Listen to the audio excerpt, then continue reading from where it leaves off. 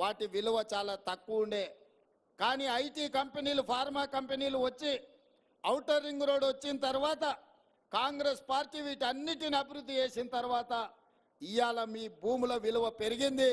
ఇవాళ రంగారెడ్డి జిల్లాలో భూమి దేశంలోనే ఎక్కడ లేనంత విలువ, 100 కోట్లకు ఎకరం అమ్ముడుపోయే భూమి ఎక్కడైనా ఈ భూమి మీద ఉంది అని అంటే అది రంగారెడ్డి జిల్లాలోనే అని చెప్పి నేను ఈ సందర్భంగా చెప్పదలుచుకున్నా.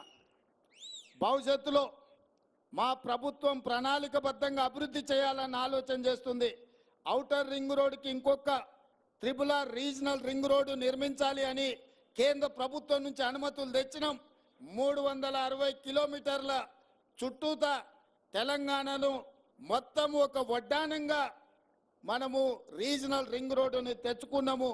రీజనల్ రింగ్ రోడ్డుతో పాటు రేడియల్ రోడ్స్ కూడా మనం అభివృద్ధి చేసుకుంటున్నాము. అప్పుడు రంగారెడ్డి భూములు బంగారం అవుతాయి. ఆ ప్రాంతంలో పరిశ్రమలు రావాలన్నా, ఐటీ కంపెనీలు పెట్టాలన్నా, మన ప్రాంతంలో ఉండే నిరుద్యోగ యువకులకు ఉద్యోగ ఉపాధి అవకాశాలు రావాలన్నా ఈ హైదరాబాదు నగరం చుట్టూతో వచ్చే రీజనల్ రింగ్ రోడ్డును మనం తొందరలోనే అభివృద్ధి చేసుకోవాలి. ఇవాళ ఇదే కాకుండా ఈ ప్రాంతానికి మెట్రో రైలు కూడా రావాలి. అందుకే నూతనంగా మెట్రో రైలు ప్రతిపాదనలు ఉప్పల్ నుంచి ఎల్బీ నగర్ నుంచి హయత్ నగర్ వరకు ఇవాళ మెట్రో రైలు వేయడానికి మన ప్రభుత్వం నిర్ణయం తీసుకున్న తొందరలోనే మన హయత్ నగర్కు మెట్రో రాబోతున్నది. ఎల్బీ నగర్ నుంచి ఓవైసీ హాస్పిటల్ నుంచి చాంద్రాయణగుట్ట నుంచి P3 రోడ్, అక్కడి నుంచి అంతర్జాతీయ ఎయిర్పోర్ట్ వరకు ఇవాళ మనం మెట్రోని ఏర్పాటు చేసుకోబోతున్నాం. రేపు ఎవరైనా హయత్ నగర్లో మెట్రో ఎక్కిండ్రంటే అంతర్జాతీయ ఎయిర్పోర్ట్ వరకు అంతరాయం లేకుండా ఎల్బీ నగర్ నుంచి ఓవైసీ హాస్పిటల్, అక్కడి నుంచి చాంద్రాయణగుట్ట, అక్కడి నుంచి ఎయిర్పోర్ట్కు పోయేటట్టు ఇవాళ మనం మెట్రో రైలు వేసుకుంటున్నాం. దీనికి సంబంధించి అన్ని ప్రణాళికలు సిద్ధమైనవి.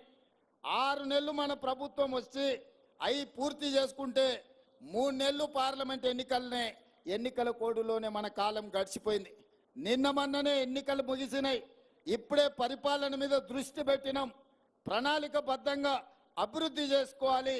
అదేవిధంగా మహేశ్వరం ప్రాంతంలో ఏదైతే 25,000 ఎకరాల భూసేకరణ జరిగిందో మొత్తం ఐటీ ఫార్మా కంపెనీలు పెడితే మన ప్రాంతం అంతా కలుషితం అవుతుందన్న ఆలోచనతోని అక్కడ వివిధ అభివృద్ధి కార్యక్రమాలు తీసుకెళ్లాలని, అక్కడ యూనివర్సిటీలు పెట్టాలని, అక్కడ ఐటీ కంపెనీలను పెట్టాలని, అక్కడ పెట్టే ఫార్మా కంపెనీలలో కూడా పొల్యూషన్ లేకుండా ఓన్లీ టాబ్లెట్స్ తయారు చేసే కొంత భాగమే ఇవ్వాలని, ఎలక్ట్రిక్ కార్లను ఉత్పత్తి చేసే పరిశ్రమలను తీసుకురావాలని, బ్యాటరీలను తయారు చేసే పరిశ్రమలను తీసుకురావాలని, అక్కడనే స్పోర్ట్స్ యూనివర్సిటీ పెట్టాలని, అక్కడనే మెడికల్ హెల్త్ హబ్ క్రియేట్ చేసి మెడికల్ టూరిజంలో ప్రపంచంలో నుంచి ఎవరికి ఏ వైద్యం కావాలన్నా మన హైదరాబాద్ ఎయిర్పోర్ట్ నుంచి మన రంగారెడ్డి జిల్లాలో ఒక మెడికల్ టూరిజంని అక్కడ ఎస్టాబ్లిష్ చేయాలని ప్రణాళికలన్నీ మా మిత్రుడు IT and industries minister Sridhar Babu garu ప్రణాళికలు సిద్ధం చేస్తున్నారు.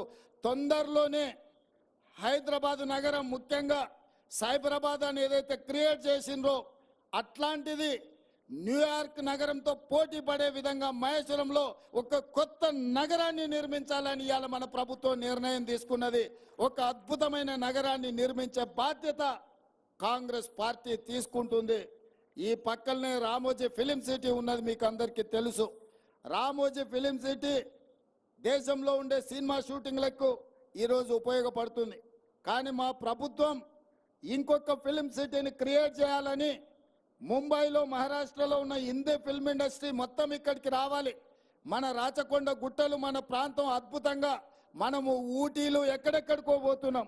ఒక్కసారి మునుగోడు వెనుక ప్రాంతము, ఇబ్రహీంపట్నం ముందు ప్రాంతం, రామోజీ ఫిలిం సిటీ పక్కన నుంచి ఆ తండాలకు నేను ఎన్నికల ప్రచారంలో పోతే అద్భుతంగా మనకు ఊటీ కంటే అద్భుతంగా మన ప్రాంతం కనిపించింది. ఈ ప్రాంతంలో అద్భుతమైన సినిమా షూటింగ్లను చేపట్టడానికి అవకాశం ఉంది. రాచకొండ ప్రాంతాన్ని ఒక అద్భుతమైన ఫిల్మ్ ఇండస్ట్రీకి అవసరమైన అభివృద్ధి కార్యక్రమాలు చేపట్టాలి అని ఇవాళ మన ప్రభుత్వం ఆలోచన చేస్తున్నది. ఇవన్నీ నేను ఎందుకు మిత్రులకు వివరిస్తున్నా అంటే రాబోయే రోజుల్లో రంగారెడ్డి జిల్లాకు